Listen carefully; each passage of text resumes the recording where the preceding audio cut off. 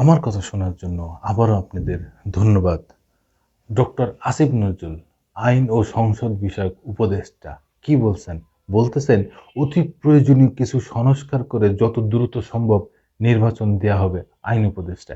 এই বিষয়ে প্রথম আলো একটা নিউজ করছে, একটু শুনে নিই।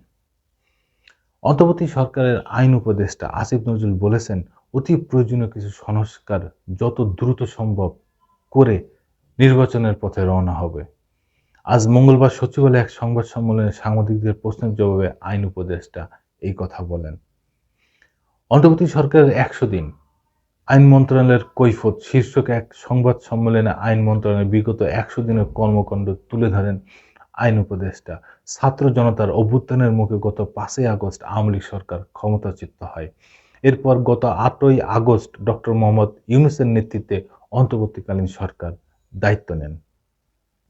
সংবাদ সম্মেলনে একজন সাংবাদিক প্রশ্ন করেন, অন্তর্বর্তী সরকারের বিষয়ে সর্বত্রই একটি প্রশ্ন শোনা যায়, সেটি হলো তারা কতদিন থাকবে, তাদের মেয়াদ কতদিন হবে, নির্বাচন কবে হবে। এই বিষয়ে জবাব দিতে গিয়ে আইন উপদেষ্টা অধ্যাপক আসিফ নজরুল বলেন, এটি আইন মন্ত্রণালয়ের বিষয় নয়, তবে আপনাকে একটি বিষয় বলি, আমরা মোস্ট এসেনশিয়াল কিছু সংস্কার করে যত দ্রুত সম্ভব নির্বাচন দেব।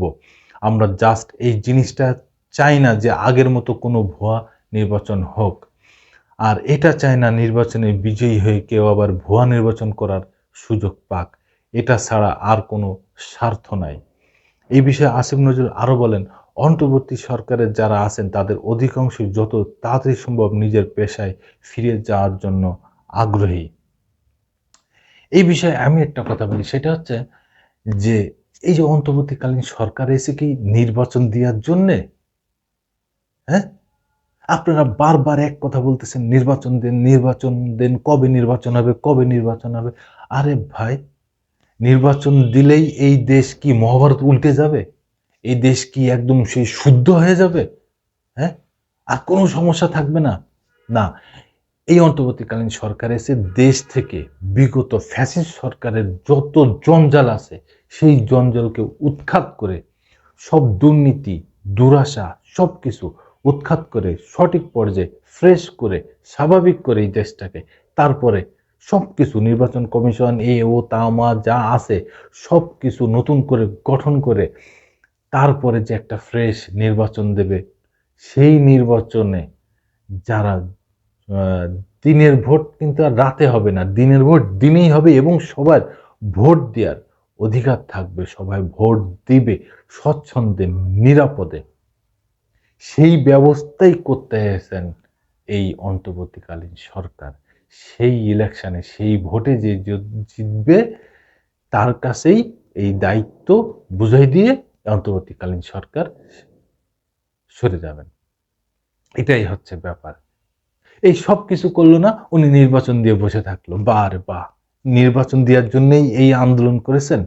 নির্বাচন দেওয়ার জন্যই কি এই গণহত্যাগুলো হয়েছে? এই নির্বাচন দেওয়ার জন্যই কি এই হাজার হাজার মানুষ এই আন্দোলনে নেমেছে? শুধু কি নির্বাচনের জন্যে?